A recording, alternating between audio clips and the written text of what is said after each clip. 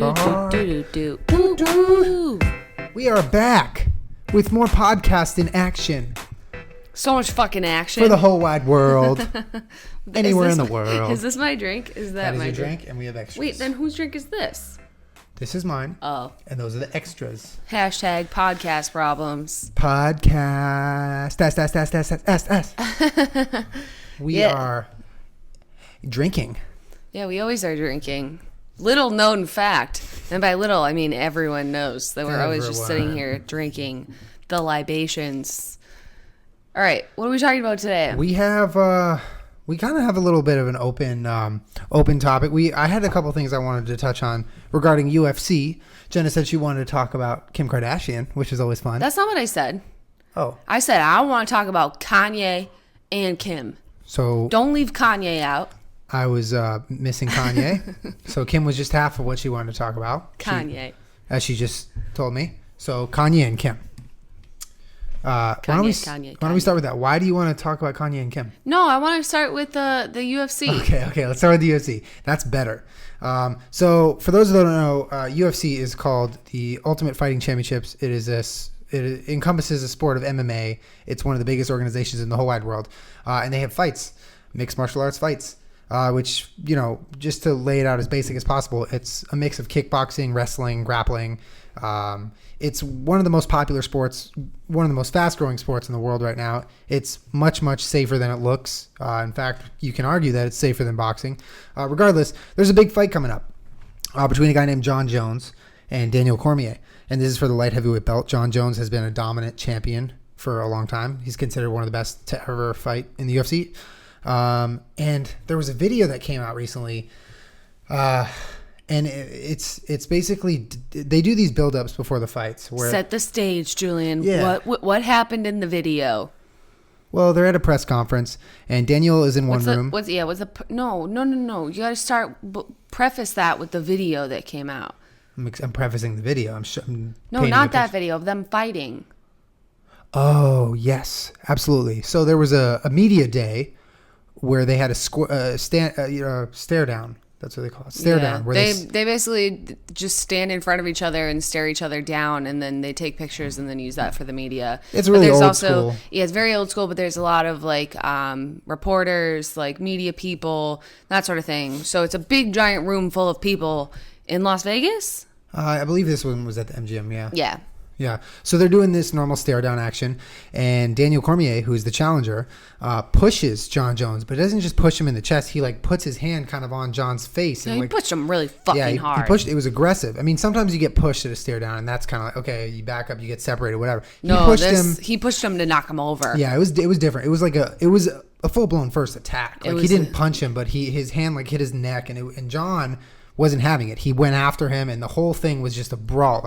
No one really got hurt. But the banner behind them fell down. The guy, it was like Jurassic fucking Park in there. The PR guy, ham. Dave Schaller, the little UFC PR guy, got knocked the hell over. It was pretty funny. So that kind of prefaced this video that came out. But then today a video came out where it's Jon and DC and Daniel Cormier in two different rooms, but they're a split screen on the screen, and they're hearing each other in each other's earpiece. So they're talking at a camera, but they're listening to each other. So it's basically just like a trash talk, kind of like they do on ESPN, except it was for the UFC, so they could curse and stuff. And Daniel is talking about how fake Jon is, and then he was like, "You know what, man? I wish I was in that room with you so I could spit in your face." And Jon said, "If you did that, I would literally kill you. I would kill you." Mm-hmm. And he emphasized it he wasn't just talking about the fight. He was like, "No, I'm not talking about the fight. If you did that to me, I would kill you, Daniel." And he kept saying that. And he was serious. And it just kind of got me thinking, where does the promotion for a fight end? And where does, first of all, the law of how you can threaten someone's life like that, and also kind of just the boundaries of being an athlete begin?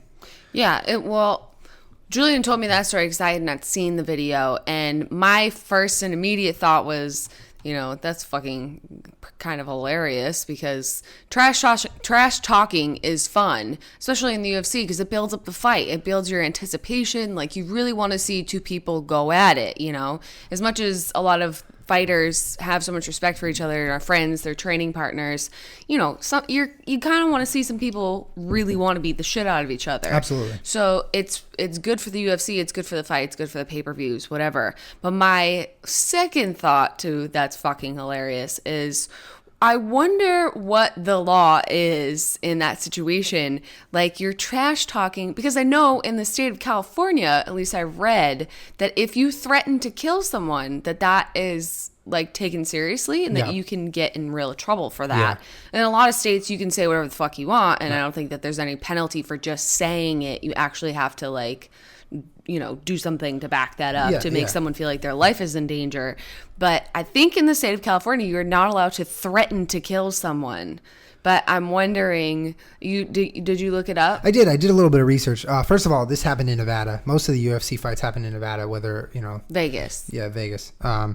It's the fight capital. But I looked up the Nevada state law on death threats, and I found that fear of death or substantial bodily harm, if a harassment allegation in Las Vegas allegedly caused the victim, in quotes, to fear substantial bodily harm, then the DA may instead bring Category B charges carrying a sentence of 2 to 15 years, maybe a $5,000 fine. Here's something. A $5,000 fine for killing someone? No. This is just the death threats. Oh. We're just talking about the death threats. The murder, I didn't look at. I was just interested in the death threats. Right. No, because just to go back to the whole story, like, trash talking is really funny, but if you're sitting there and saying, I'm literally going to kill you over and over and over and over and over and over, are you then above the law because you're sort of doing it in an arena where you're hypothetically going to kill them for work? Yeah, I mean, like, you'd think that because of how clear he was making himself, it would be different than the trash talk. But what I want to know is, do they in the UFC's contract that they give the fighters, is there a clause about not pressing charges for like death threats? Because you have to. I mean, you'd have to think that the UFC is taking these precautionary measures in case someone like John Jones was their like, asses are totally covered, right? I mean, that's what I'm saying. Got to have. They have to. 1,000-page contracts that people have to sign in a sport where you're literally building up a fight regularly by saying things similar to death threats. Like, you can't not have that covered. They have to have it covered. Right, but I just think that it's interesting because, like, you know, your First Amendment right, you're allowed freedom of speech, but, like, oftentimes, like in music or in television, like, you're not just always allowed to say whatever you want. Like, as much as, you know, you are, because there's freedom of speech, you can really get into some tricky trouble with the things that you say and how you say them and who you say them to. So, like, what I said to Julian in the car that I thought was funny was, like, so say, for example, which happens extremely rarely, but in a fight, like, say John Jones actually did kill Daniel Cormier, or at some other point, he actually did kill Daniel. Yeah. Would that be considered premeditated murder, since he told him beforehand, like, they would have no defense because he's already said so many times, I'm going to fucking kill you? Before I answer that question, that's a great question. Before I answer that, there's never been a death in the UFC octagon ever. Just wanted to say that. I thought there was one. No, not in the UFC. No one died. Okay. But in the sport of mixed martial arts. Yeah. That's all encompassing. That's like saying in a baseball game someone died, but not in the MLB. Right. That's how you got it. Okay, I get it. But go I'm just explaining it for them. But well, here's how you got to think of it. So say this happens. Say John Jones comes off of the video like he did today, saying, I'm actually going to kill you. I'm going to kill you. I'm not talking about the fight. I'm going to kill you. And then he goes in and kills him. First of all, I think you'd have to pay attention to how he kills him. So is it the ref's fault for not stopping the fight early enough? Is it Jones? So we're talking about if he killed him in the octagon. Well, wasn't that your question? Or no. What? Oh, it was if he didn't kill him in the octagon, but if he actually just killed Daniel Cormier. No, it was a twofold question. If he killed him in the octagon, yeah, so I was answering that first. Would that be considered premeditated murder? And if he killed him outside of the octagon, that's absolutely premeditated murder. I think you're right on the second part. The first part, it'd be very fucking crazy coincidence if a fight where Jones had actually threatened murder in the way he did today, even though it was still similar to trash talk, and then he actually, like, you know, in a sense, it's like it was an illegal competition. And he killed someone. So the odds of that happening, like the odds of someone dying in an octagon fight is so minuscule already, because there's precautions they take. They get physicals. There's refs. There's doctors.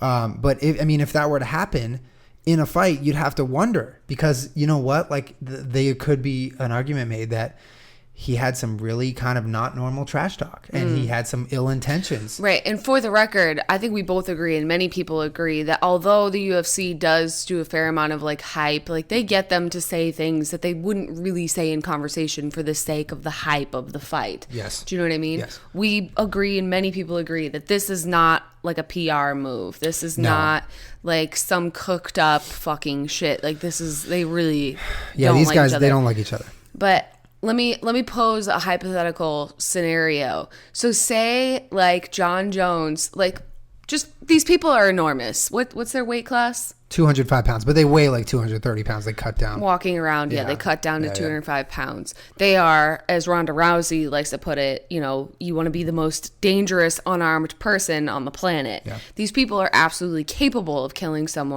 anyone, whenever they want. And a little note to add there is, when you're a professional mixed martial artist, you have to legally register your body as lethal weapon. As a weapon, yeah. Okay. So hypothetical situation. So say that they're in the octagon, and the Machado fight, when John Jones choked him out by the neck. Yep. Like, just your neck and your head are an incredibly dangerous thing. So the ref stopped that when Machado was out already. He was unconscious. Mm-hmm. But what if, in John Jones' brain, he, the ref's breaking it up, and he just took one little quick crack of your neck, and you're dead? Where's the line? Do you go to jail for murder? Are you on trial? If that happens, I'm almost positive he goes to jail. With all the. What if it was before? What if he decided to just, in the fight, do something illegal and fucking break his neck? Well, first of all, there are a slew of different kind of small print rules that the UFC has in place to prevent this type of thing, in terms of like strikes to the spine, things that can really hurt a person. Just straight murder. Yeah. So I mean, if you had someone in a chokehold, and you see, instead of trying to cut off the blood supply to the brain or whatever, he actually tries to twist the head and the neck. It's almost impossible in my brain, how I'm thinking of it, for the group of everyone, whether it's the UFC, the athletic commission, the doctors, everyone, to look at it and be like, okay, that wasn't intentional. Because if he actually did something like that, it's pretty clear that he tried to do it. Mm-hmm. You know what I mean? There's been a million fights. The UFC's been around for years and years, and nothing like that has ever happened. So if it happened, it wouldn't be like, he was choking him out, it was an accident. No, that needs to be really, really blatant for it to really happen. I agree with you. And I don't think that either one of them is actually going to try and kill each other, but I think it's an interesting idea that if in an octagon someone really hated the other person enough in order to do something illegal and want to actually murder that person, what are the consequences for that? I think it's just all about how it goes down. I think someone in a situation, if everything went right, not right, but everything went accordingly to how they would have hoped, they could get away with it. Because there's been, like you said. Can you enlighten us that don't know a whole lot about the other deaths within the sport of MMA? I was just going to get to that. Perfect. Okay.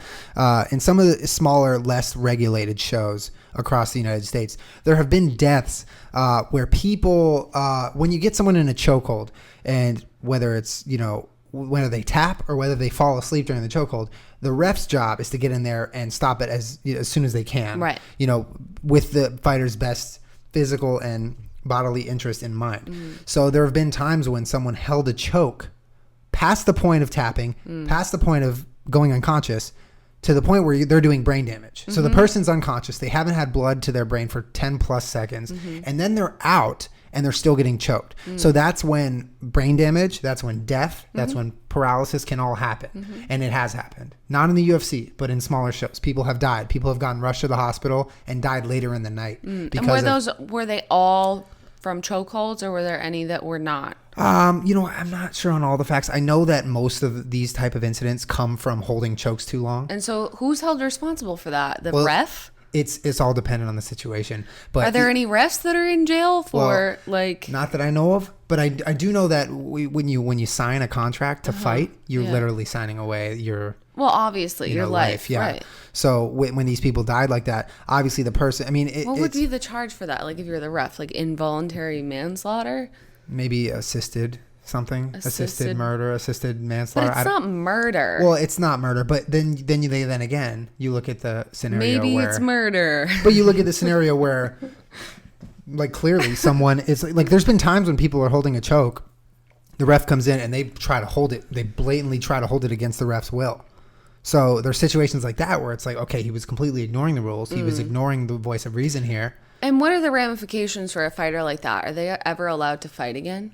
It blows my mind that it's not just a blanket no, because in some of these small commissions, people can get away with leaving that commission and fighting in a different commission. Like, it's insane. And I don't really, I mean, it's all such a kind of a young sport still. It's, 20, 30 years. It's like the sport of boxing with a fucking Evander Holyfield and Mike Tyson.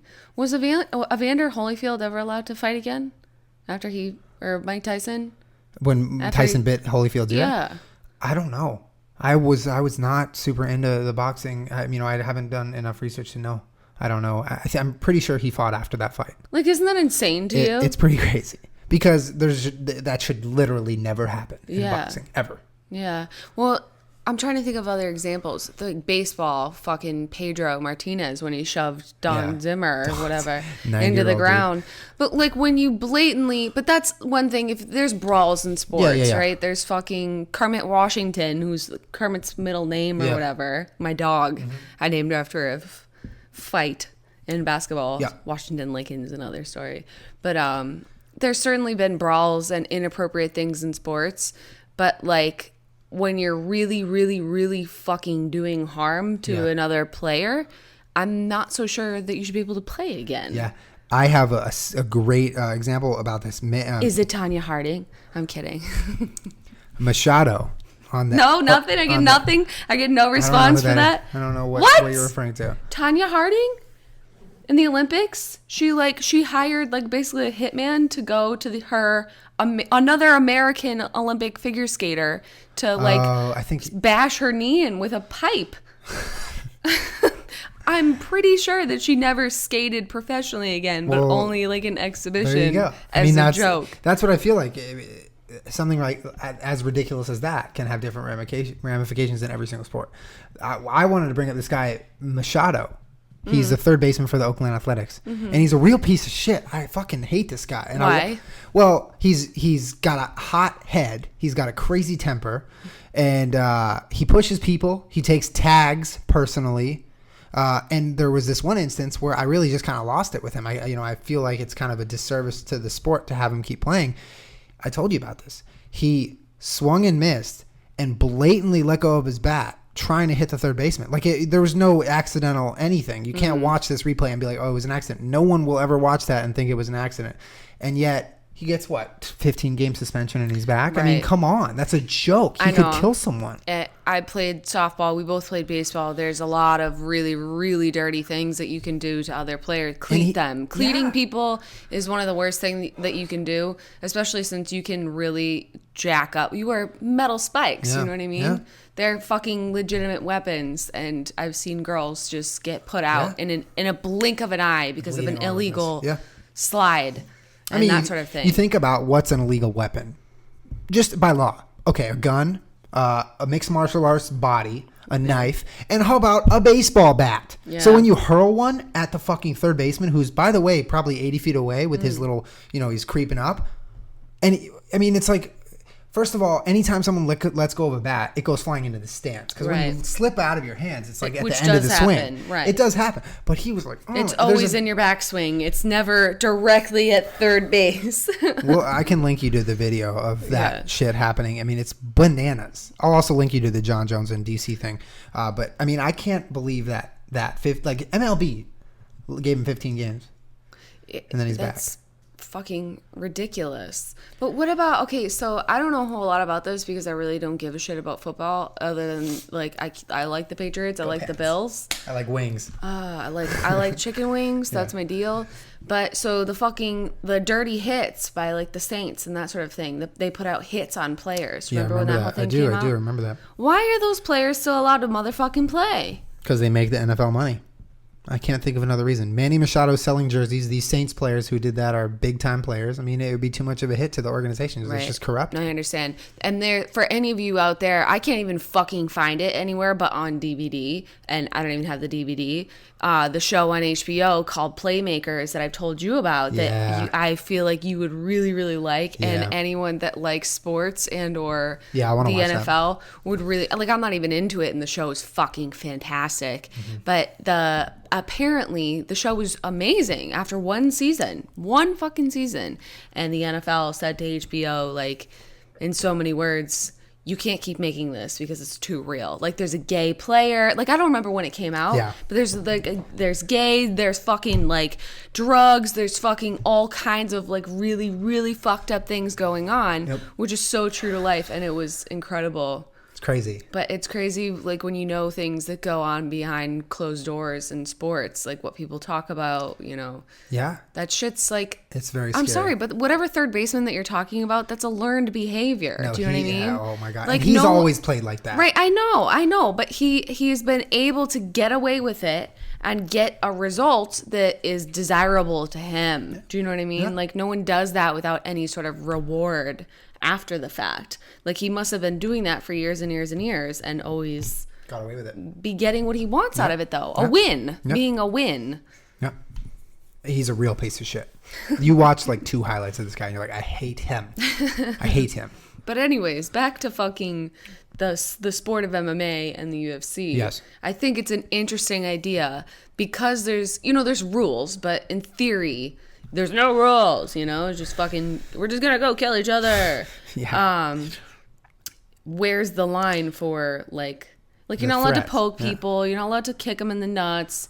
You're not allowed to do certain things. It's not that there's no fucking rules, but, like, in terms of the line of trash talking, and then if someone were to actually really, really be on the verge of almost dead, what are the consequences? I mean, it's just a very interesting thought to think that someone like Jon Jones would, separate the trash talk, pretty literally like he did. Like, I'm not talking about the fight. I want to kill you if you spit in my face or whatever. In a situation where he, very clearly separates that from trash talk to the fight, and then something like that would happen. God forbid. Right.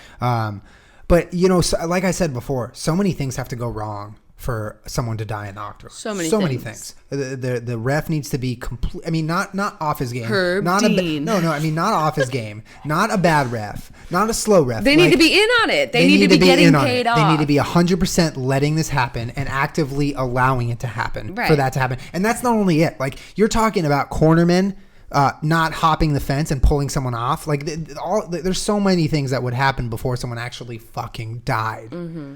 So, it's just a very scary thing to think about. And that's all, this whole, I'm glad we talked about this, because when I watched that video today of Jon Jones, I'll link it, like I said. I would literally kill you. It's just, it made you think, like he really, in a sense, literally separated his trash talk from his intentions. If DC had spit in his face or whatever. But yeah, it's crazy.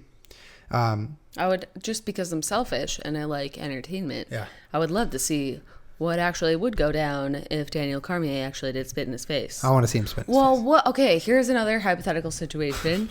I'm on a roll. Yeah, let's do it. If they step into the octagon when they fight, what's the date that they're fighting? I don't know. I think what month is it? I think it's September. Okay. Yeah. So they step in the octagon.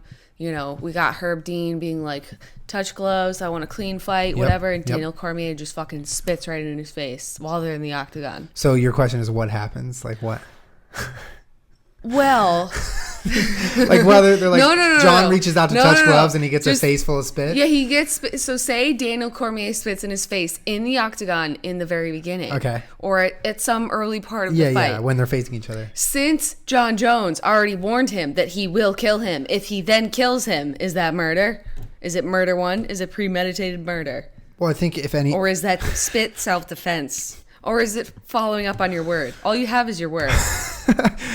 I guess he's off the hook because he already said he would do it. So everyone had a chance to stop it. Like, I don't know. Like, I mean, if he kills it. Say when they're finished, Daniel Cormier spit in his face. Can Jon Jones murder him? In the octagon. On the stairs on the way out of the octagon. On the first step, yes. On the second step, no way. No way on the second step. The first step, oh yeah. It's like Wild Wild West on that first step. Oh my God. Craziness. Do you think Dana would like it? If it was on the first step, he would love it. If it was on the second step, Dana would be in hot water.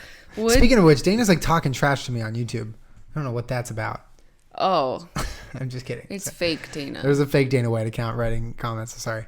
Completely unrelated. But yeah, if you think about it, the way that press conference and the way that video came out today, and by the way, the UFC took it down like 5 minutes after it was released, which is brilliant in my opinion. Makes it all that more dramatic and exciting. They're all doing a really good job hyping this fight. As much as you want to speculate, they maybe didn't it's really an need inside all job. this hype though, because people want to see it fucking anyway. Yes, and I agree with you, but at the same time, a lot of people don't know who Daniel Cormier is. You know, people know who John Jones is, and he's winning every single fight. But, hardcore fans like you and me, people who understand the sport, who've been following it, they know who Daniel Cormier is. They know he was the Strikeforce heavyweight champ. They know he tossed around Barnett and Bigfoot. They know he's capable of winning a big fight. But to the masses, the people who may or may not buy pay-per-views, he's still kind of, in a sense, unknown. He's only had like 2 fights at 205. Because he's not on Nike. He's not on Nike. He's not on Reebok. He's got a little bit too much of a pot belly to be a Yes. spokesperson for I Nike. think those are 2 very good points. Yeah. He's also not John Jones. He's not John Jones. But it's crazy because he does have the resume to boot. You know what I mean? Like he could be as big as a star as John Jones, and he just moved down to light heavyweight. I think he has 2 fights at light heavyweight so far. So, He used to be at I'm gigantic. He used to be at I don't need to weigh in. Yeah, it's ridiculous. I eat pieces of shit for you. Oh, I just blew it. Shut up, Julian. Oh, that was good. I'm glad we fucking touched that. I don't feel like we came to any conclusion. Well, I think the conclusion is going to happen, sadly enough, when someone fucking dies. When someone dies? Yeah, when someone dies. Okay. We're going to see hopefully that Another never happens question. in the UFC. If, say Daniel Cormier spit in John Jones' face, then John Jones tried to kill him. Where is this? Is this in the fight or where is this? In the fight. Okay, in the fight. And instead, Daniel Cormier actually wound up killing John Jones. Is that murder or self-defense?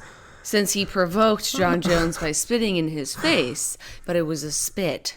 So let me just get this path of events straight. He spit in John Jones' face. Yep. John Jones was blinded by the spit. Then Daniel Cormier attacked. No. So wait, what did John Jones do in retaliation? He tried to kill him. So he tried to kill DC, but DC ended up killing Jones. Yeah. So what did Jones do to try to kill DC? Did he hit him in the head? Did he elbow him? Did he throw him? What did he do? I don't know. You're missing It's the a point. fight. Of course they're going to try to kill each other. They're punching each other's. Julian, why can't you just play along? Okay, what's that knockout when they go to touch gloves or whatever, and the guy says no, and then you go, all right, fight, and he just knocks him right out or whatever, blows him a kiss. Cheap shot. Yeah. So say, instead of that, Daniel Cormier spit in his face. John Jones, they haven't even started the fight yet. They're in the center of the octagon. They're in the center of the octagon. John Jones goes to kill Daniel Cormier. They're not fighting. They're about to it's about to go down. Yes. Daniel Cormier ends up killing John Jones. In that scuffle. Yes. I would say that's self-defense. If Jones goes after... Even though Daniel Cormier provoked him. The spit doesn't matter. If Jones goes after him in an unsanctioned manner and Daniel wins, it was self-defense. Because that might as well have been on the street. The fight hadn't started yet. We get 1 million witnesses watching that unsanctioned self-defense and murder. But he provoked him. And he was also threatened and warned. So I have a question. If you go up to someone on the street, spit in their face, they try to kill you and you kill them. Yeah, but we didn't have a 3 or 3 day long conversation about how I will kill you if I spit in your face. That is true.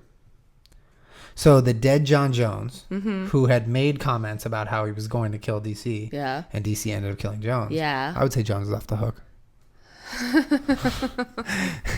He silenced the beast. All right. I really hope neither of these guys ever die, nor anyone in the UFC. Yeah, we were just thinking about it. We're just talking about it.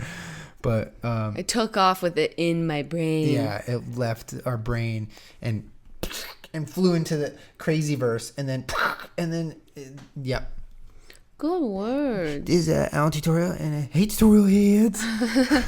If you don't know who Alan Tutorial is, he's probably the biggest troll on YouTube. Like, you think tweeted How To that. Basics a troll? He's literally like, the biggest fucking troll on YouTube. Yeah, he makes How To Basic look totally sane. he makes How To Basics tutorials or how to videos look like how to videos. Yeah. Like, this guy Allen Tutorial is gonna make you freak the fuck out when you're Some done of watching. them are just So fucking weird. So weird. Like, and the way he talks, it's like you're just. Hey, tutorial heads. Hey, tutorial heads. Fucking- So creepy. So creepy. Oh man, beautiful. So Kanye West and Kim Kardashian Good boy, have done thanks. something to spark the interest of my lovely girlfriend. No, here. they haven't done anything. Oh, so okay. I mean, so they've. Tell me. I don't. It's been a wanna- lifetime of things. A lifetime of thing. Yeah, I just feel like fucking. I get angry, right? So I was getting ready in the bathroom, I was putting some makeup on, and I'm listening to Kanye. I don't even know what song. And I've just always loved Kanye so much. And I understand that he went through sort of a dark period in there when his mom died and he was drinking and dating Amber Rose. Not that that's a downside. That's a plus side.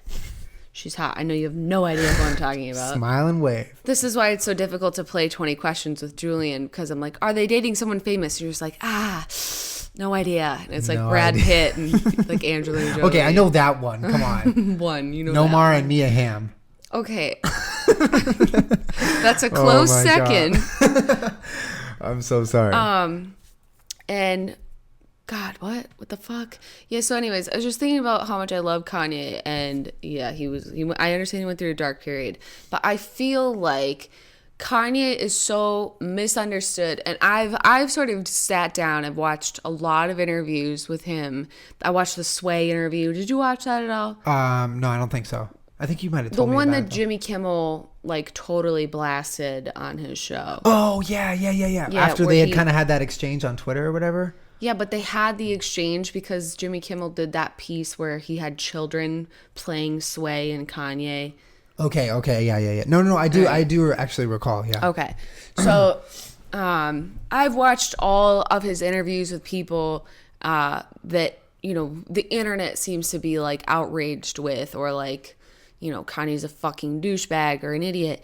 And I just don't agree. I just don't agree at all, because I feel like not only is he an incredible musician, which I think a lot of people agree with the exception of his last album, which everyone seemed to have a fucking problem with. I personally didn't. I thought his last album was fantastic. Yeah. Especially since every single album that he has put out has been a different genre of music. That's fucking insane. Do you know what I mean? Yeah, people like this last conveniently forget that. This last one that he put out was very like EDM, like that sort of thing. It's in the house trance music scene. Yeah. Like the one before that is just fucking, I don't even know what. Like he crosses genres of music while staying under the umbrella of hip hop. But even if I've heard many people argue, I love Kanye's music, I don't like him as a person. Yes, I I've heard that. understand that. But what I think the problem is that most people have is that it's easier to write someone off as just sort of insane than it is to try and understand them. Do you know what I mean? Absolutely. So these interviews that he has with people where they take these one-liners that he say to sort of portray him Call him as as insane. crazy. Yeah. He's just not the most eloquent. Like if he could just take his words and put them in concise sentences that made sense to like more people, Yeah.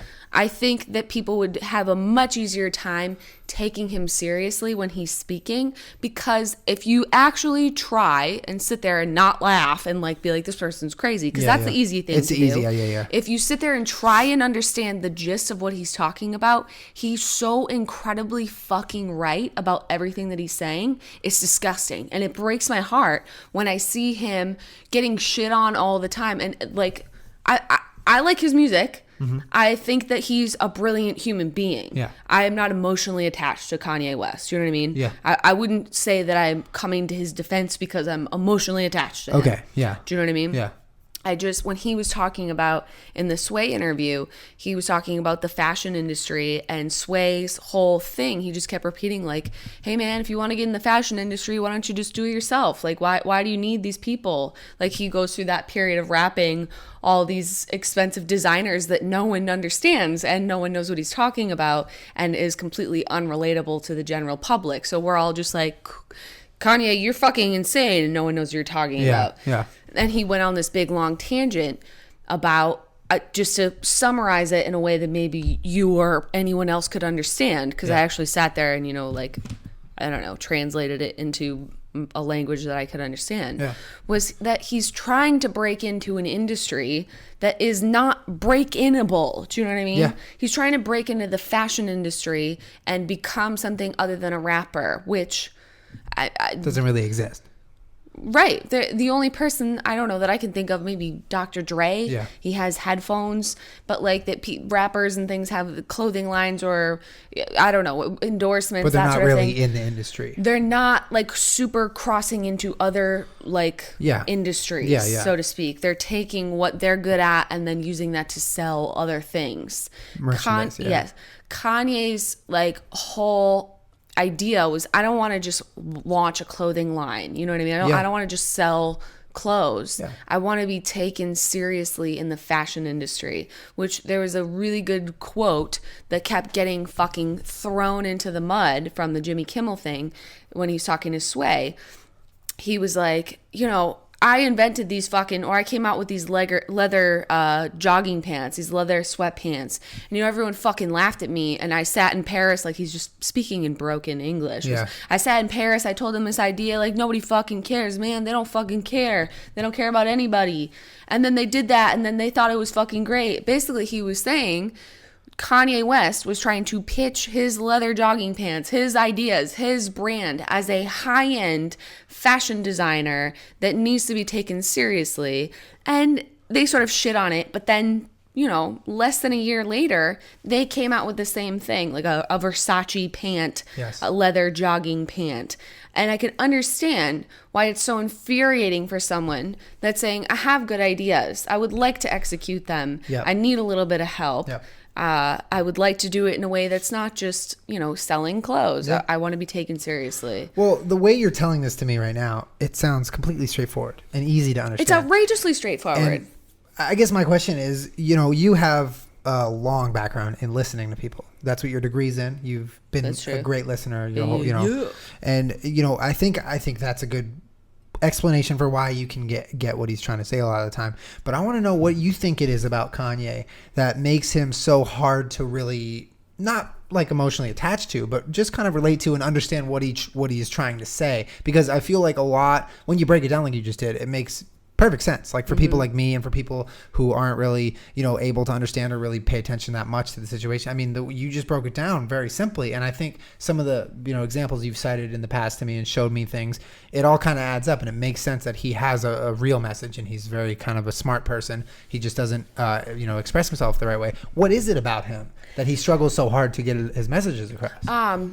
That he doesn't speak eloquently. Do you know what I mean? Yeah. He has such good ideas. I think that he's a genius. But when he talks, it's just like, it's all over. It's very passionate, and it's almost to his detriment. Do you know what I mean? Yes. Like he can't form a sentence that would make someone else understand in a conversation. Okay. Through music, through rapping, we get what you're saying. Yeah. Do you know what I mean? Yeah. The message comes across strongly. But if he's sitting and having conversation, he's just very passionate. It's like we talked about Jacob, like topic to topic to topic. It's jumping around.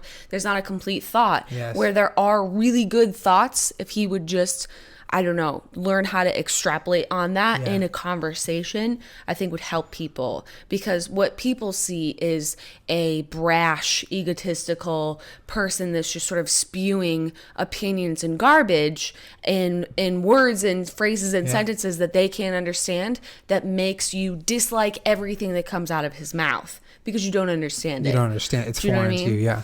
Yeah. Like, for example, when he interrupted Taylor Swift at the VMAs or what? Yeah, was it the VMAs? VMAs, yeah. And said, hold on, Taylor, I'm gonna let you finish. But Beyonce had one of the greatest videos of all time, and everyone shat on him. Do you remember he hid away for a while, for almost a year, I think, because he was drunk and doing that whole thing. But I'm sorry, was Kanye wrong or right? Do you know about the Taylor Swift thing? Yeah, about the video. Yeah, he was right. I mean, the single ladies video. I think that was a way more do you even groundbreaking video than time any out. of Taylor Do you Swift. even remember the video that Taylor was accepting that award for? No, I don't.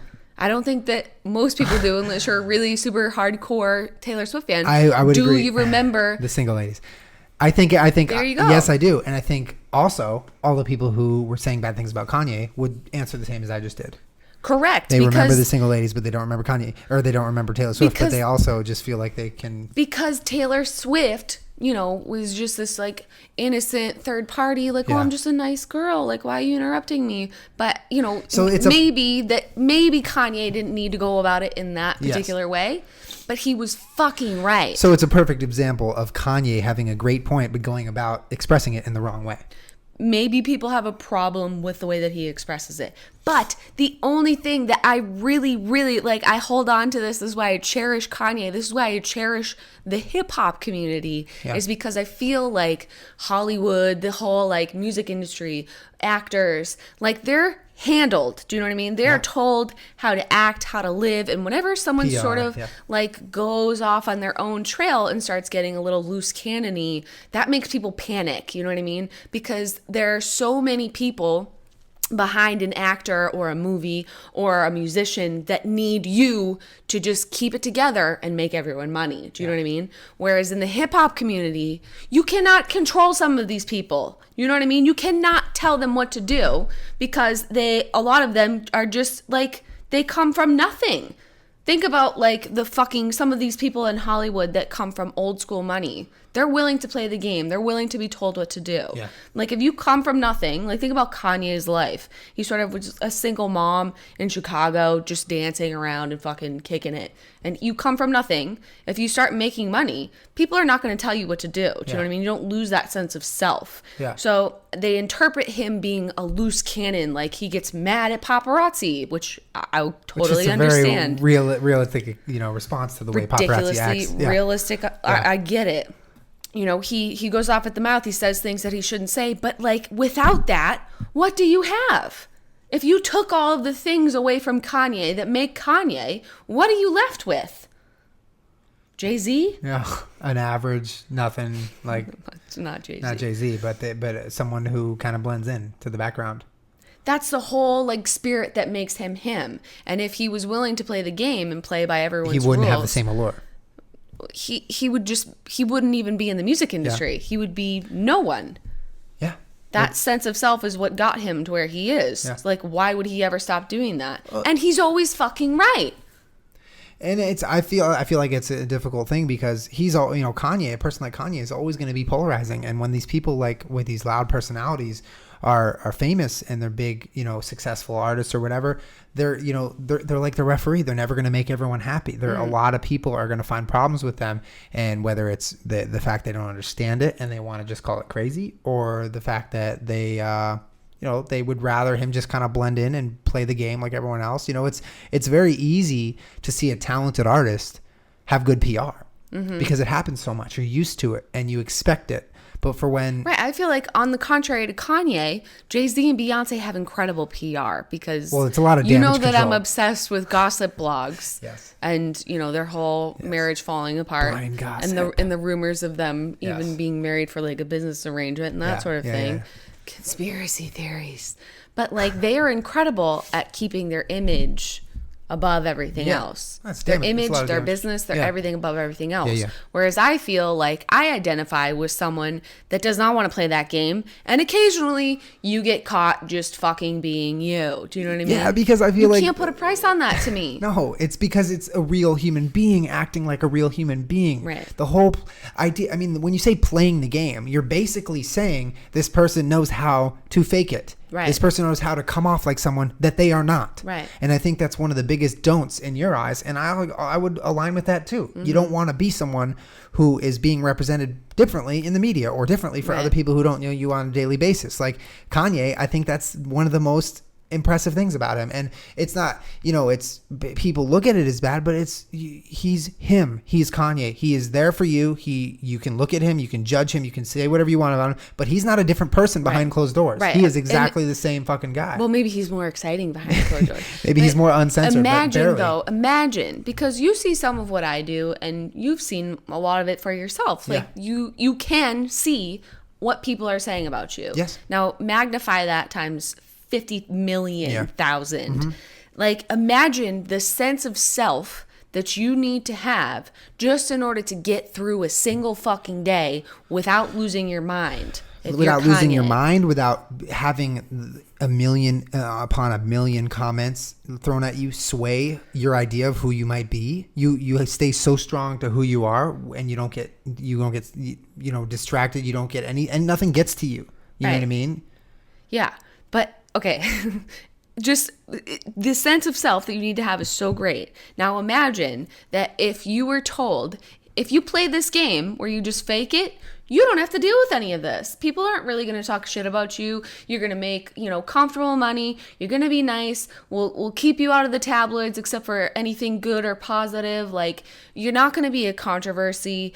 All you have to do is just shut your mouth and be our puppet. You know what I mean? Like, you're going to make everybody money and this is that. You know what I mean? And unless you're a perfect person, which I feel like Taylor Swift might be one of the only examples. Although she does plenty of stuff behind closed doors that nobody fucking knows about. But she might be just that person that's good enough in actuality that she's may not be really playing a game. Yeah. Do you know what I mean? There's plenty of other people that come off as a perfect person and then 5-10 years later down the line they just lose their goddamn mind and then you see who they really are as a human being. Yeah. Do you know what I mean? Yeah. So Kanye West is given these options once you get big enough. Like, you can continue being you, but that's going to be very controversial. And risky. And incredibly risky for not only you, but your family, Your everyone team. around you, everyone that works for you, your record label, any future things that you want to do, anything. Very risky. Yeah. Or you can play the safe game where you just are our puppet and you act right. You blend in. You blend in. You say normal things. Yeah. You are yourself, but to a point. Do you know what I mean? You are all the good parts of yourself, but only that. Yeah. And then everything else you need to hide. Yeah. Imagine the sense of self that you need to have to decide that the route that requires me to be me and only me, regardless of the consequences or how risky it might be. I don't give a fuck about you. I don't want to go this route. I want to do me. Yeah. Imagine the sense of self that you need to have in order to do that. It's the sense of self that nobody has. Nobody. Well, plenty of people have it. Well, I can think of one, Kanye. I can think of like a few people. What about who have, Eminem? Well, yeah. I mean, there's the people who just don't give a fuck. It's like, when you have people who are not playing by the rules, yes, they have that mad sense of self because they trust themselves so much that this whole system that's put in place that you have to act this way and do this and whatever is wrong. Is just fuck and it. not worth it. It's fuck it. Right. I don't need that. And I think it's a combination of a sense of self and also just your urge to kind of, whether or not you want to spread the message about being real, but you don't know anything else. You can't turn on a fake switch. Whether or not it's how you were raised or whatever, but you can't do it. You can't. Yeah, you can't bring yourself to do it. Just to give you another example, think about Gucci Mane. You cannot be anyone but Gucci Mane. You want to get an ice cream cone tattooed on your face? I can only be Gucci Mane. I'm in court. Did you murder this person or commit whatever crime? Bitch, I might be. Are you guilty? Bitch, I might be. You cannot be anyone but Gucci Mane. You're not capable of it. You're that's what I love about the fucking hip hop community. That not only is it like the culture of what that whole genre of music embodies. Like, fuck the system, fuck that, fuck this. I'm self-made. I value my voice and everything.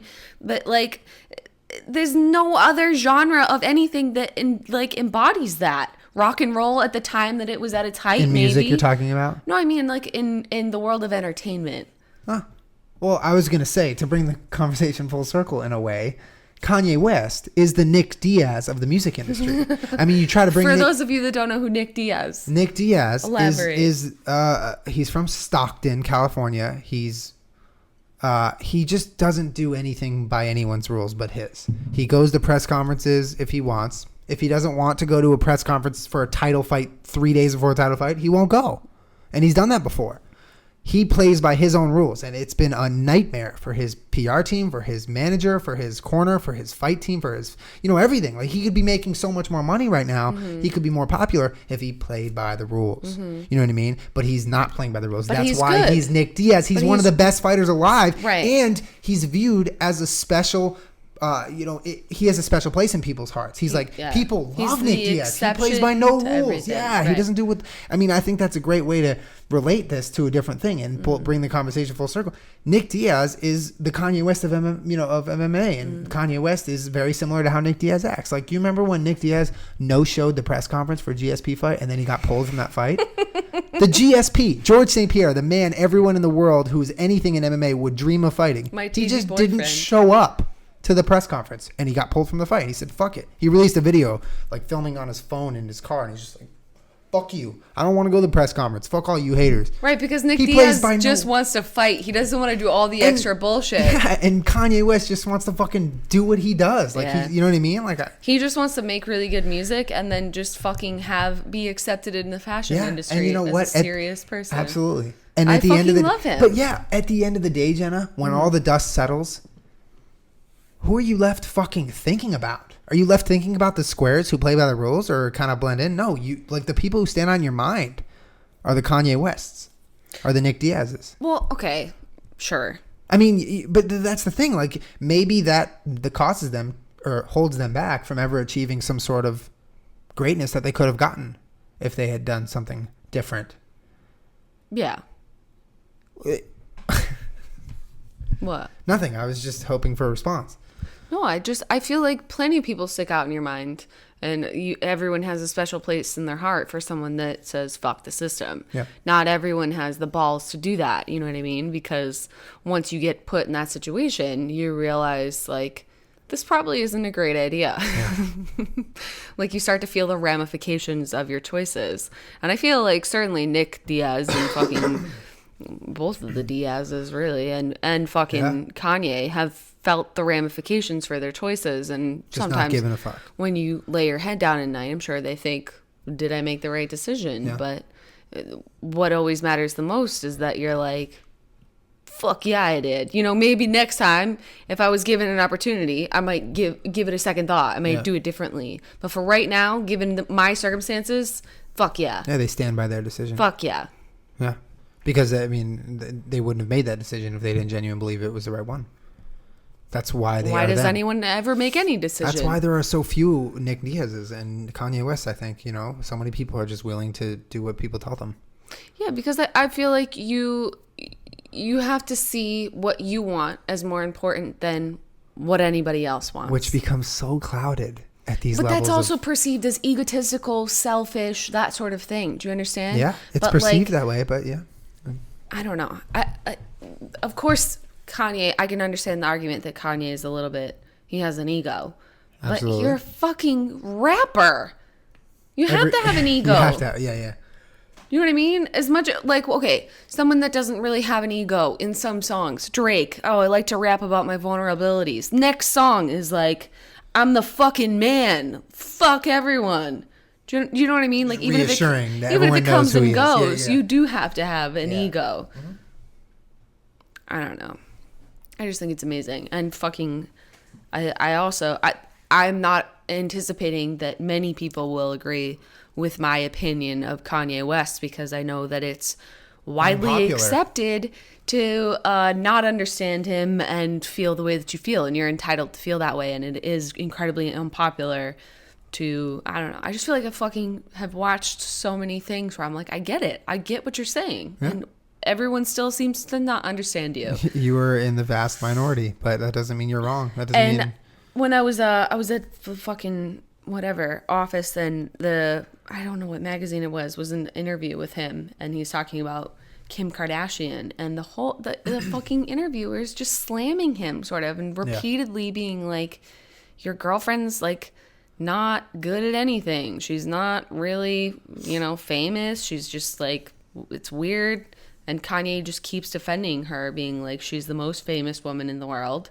What the fuck is your problem? Like, what don't you understand? Yeah. She really is. Yeah. And she's done it with her entire fucking family. Yeah. Say what you will about her, but she's literally one of the most famous women in the whole world. She's creating a path that has never been made before. Yep. Call it what you want, but yeah, that's what it is. It's intense, and it's fucking... I can't imagine how scary it would be being Kim Kardashian right now.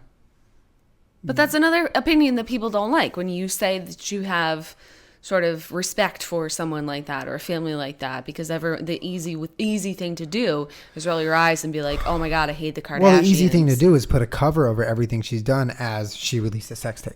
Like that's millions of sex tapes have gotten out, and money hungry. Yet Kim Kardashian is where she is and no one else is. Dude, I just feel like she's sort of creating what is possible by being your own brand.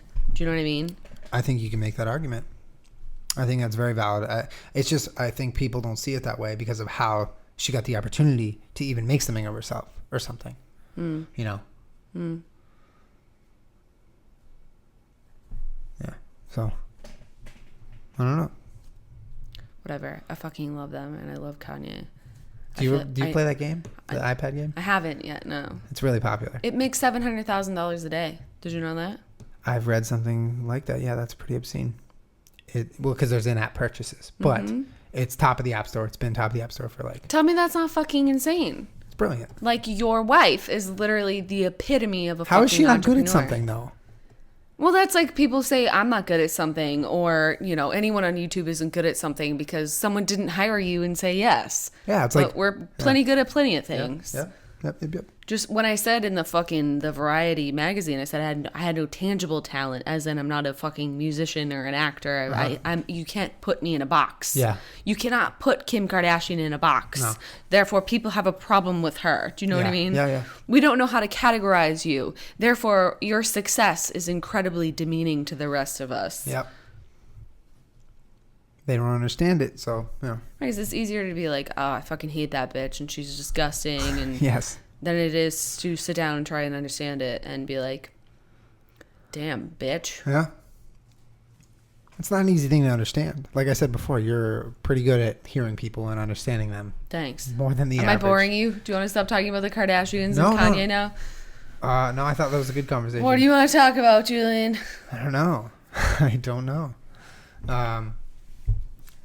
No, I think it was interesting talking about that because I think you're in the vast minority in how you think of those Kanye and Kim. Thanks. It's not a compliment. Thanks. You're welcome. Thank you. Is there anything else you wanted to touch on for this podcast? I don't know. Just love drinking the Crispin. Crispin This cider? is still my first cider. I'm really crushing it over here. Yeah. I finished 2. Oh. So there's that. And there's another one waiting for us behind us. Well, then, yeah. Why don't we fucking end it Wrap at this that? up. Yeah. Well, we hope you enjoyed this podcast. I know we did. Thank you for watching. Yeah, and if anyone ever wants to sit down and have a very passionate conversation with me about Kanye West, I'll always be here. And I'll sit there and watch you guys talk about it. I'll be the third party. Just have so many thoughts. My brain is full of thoughts. Okay. That's a good thing. It's a good thing. It better feels like than it's not being sometimes, but it is. in the absence of thought. We'll be back next week with another podcast. Yeah, every week. Every week. But thank you so much for watching. Every Monday, right? Every Monday. Yep. Subscribe to the channel. We'll be releasing new videos every Monday of a podcast. Sometimes we have guests. Sometimes we just sit here and drink and talk. And talk about Kanye. Actually, always we sit here and drink and talk. That's true. Sometimes there's a third party. But thank you for watching. Follow us on all the stuff, and we'll see you guys next week. Bye. Love you. Bye.